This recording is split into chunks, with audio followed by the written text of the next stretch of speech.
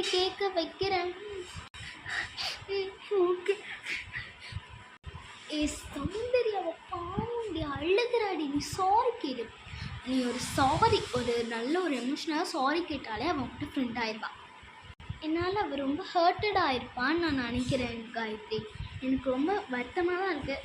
சரி, நான் அவள்கிட்ட போய் சாரி கேட்குறேன். இப்போ நீ சொல்கிறது தாண்டி கரெக்டு. நீ போய் இப்போ அவள்கிட்ட சாரி கேளு, ஓகேவா? நீ சாரி கேட்டாலே ப்ராப்ளம் சால்வ் ஆயிரும், ஓகேவா? வா போய் சாரி கேளு, வா. போகிறேன்டி.